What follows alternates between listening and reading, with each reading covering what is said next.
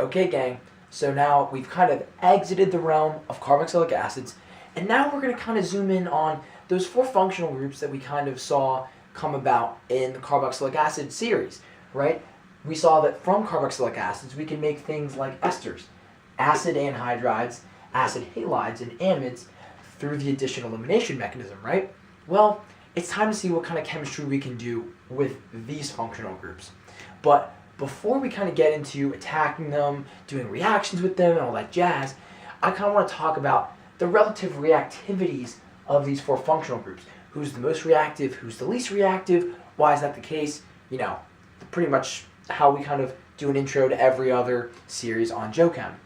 Okay, so I drew some basic, try to draw as similarly as possible between all of them because they have different, structures and whatnot.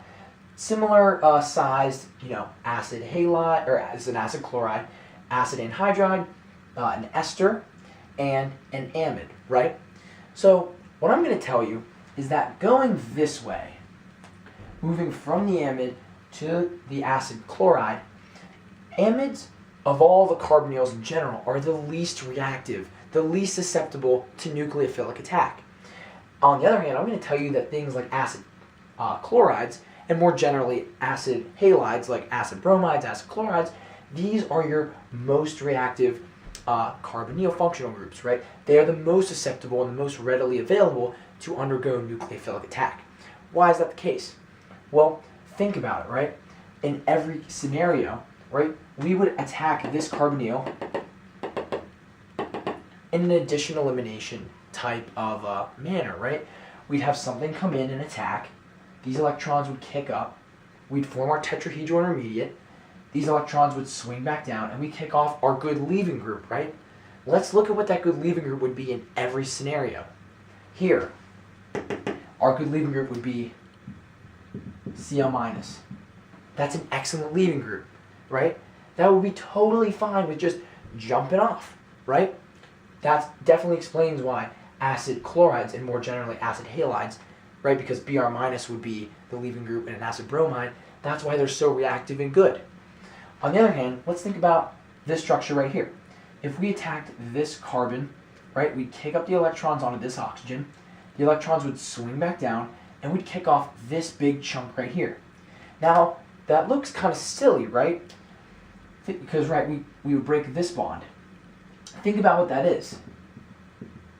Right, if I did give this guy electrons.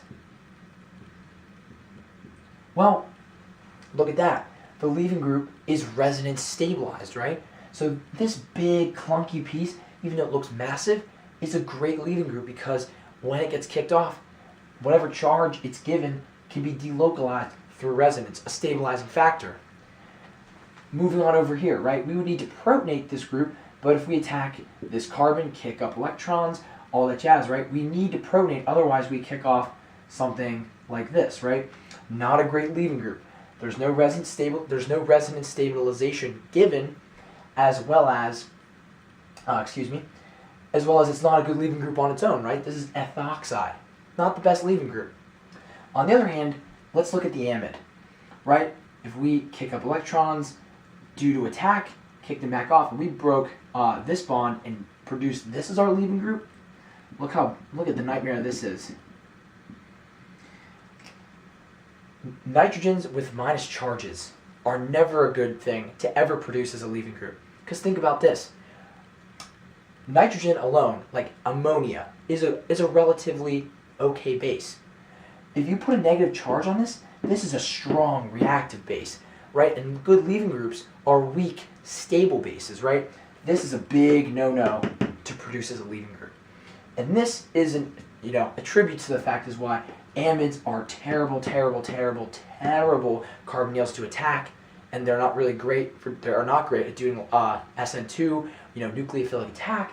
Whereas if you move in this direction, acid chlorides, acid bromides, acid halides in general, amazing.